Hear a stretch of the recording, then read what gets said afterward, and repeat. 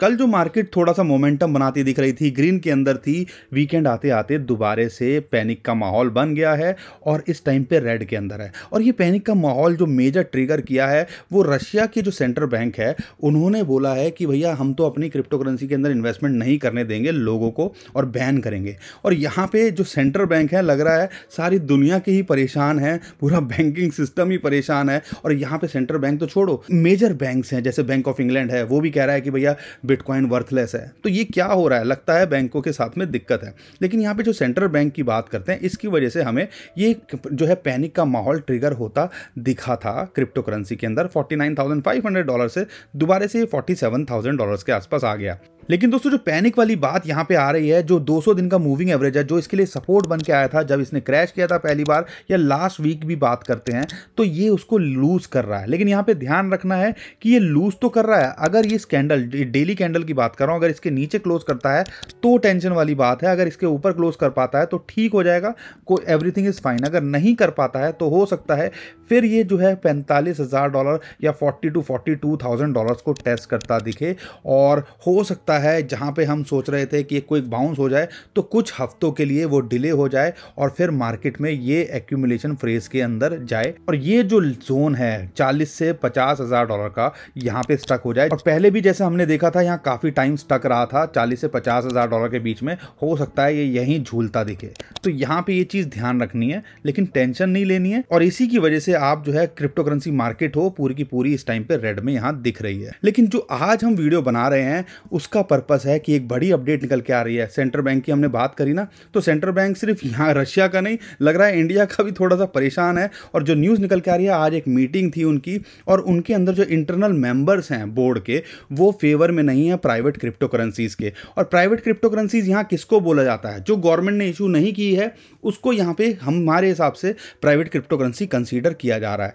तो जहाँ पे जितने भी जो सेंट्रल बैंक्स हैं, लग रहा है परेशान हुए पड़े हैं, क्योंकि फाइनेंशियल ग्लोबल सिस्टम के अंदर, इंडिया के अंदर हो या पूरी दुनिया के अंदर हो, क्रिप्टो करेंसी घुसती जा रही है और कहीं ना कहीं इनके लिए थोड़ा सा ये सरदर्दी वाला काम है। लेकिन यहाँ पे समझना पड़ेगा, नई टेक्नोलॉजी आती है, नई चीज़ें आती हैं, उसको आप कैसे अडॉप्ट कर सकते हो, वो उस नज़रिए से देखना चाहिए। यूएसए को देखो, यूरोपियन कंट्रीज़ को देखो, बड़ी बड़ी कंट्रीज़ को देखो, ऑस्ट्रेलिया को देखो, वो रूल एंड रेगुलेशन ला रहे हैं। और यही चीज़ के लिए अगर आरबीआई की बात करते हैं, 2018 के अंदर भी उन्होंने एक सर्कुलर जारी किया था जिसके अंदर उन्होंने जो वो रेगुलेट करती हैं, यानी कि उनके जो बैंकिंग सिस्टम है या जो भी जो ऑथराइज एजेंसीज हैं, उन सबको बोला था कि भैया क्रिप्टो करेंसी में जो भी लोग डील कर रहे हैं ना, उनसे दूर रहो और उनके साथ में डीलिंग ना करो। और इसकी वजह से हमने देखा था कि बैंक ने जो है क्रिप्टो करेंसी के अकाउंट्स बंद कर दिए थे या उनको जो है फ्रीज करना शुरू कर दिया था। और माननीय सुप्रीम कोर्ट ने इसके ऊपर जजमेंट देके इसको नल एंड वॉइड कर दिया था और उसके बाद दोबारा से बैंकिंग सिस्टम या बैंकिंग जो है शुरू हो गई थी क्रिप्टो करेंसी के अंदर।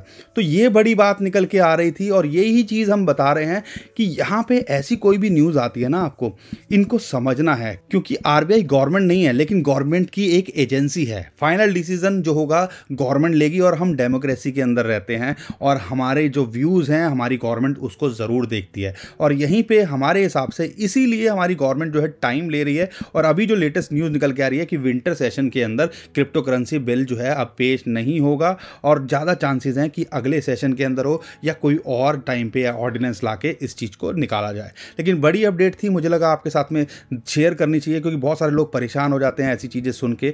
तो घबराना नहीं है, परेशान नहीं होना, और औने पौने दामों में तो बिटकॉइन और क्रिप्टो करेंसी बेचने की जरूरत नहीं है। ये 2018 में जब ऐसा कुछ हुआ था ना, तब भी लोगों ने जो है 70-75 रुपये का यूएसडीटी को या बिटकॉइन को सस्ते में बेचा था, 20-20, 25-25%। और इस बार भी हमने बड़ा एग्जाम्पल देखा कि बड़े बड़े मीडिया हाउसेज ने हमारे साथ में क्या किया और लोगों ने औने पौने दामों में क्या बेच दिया।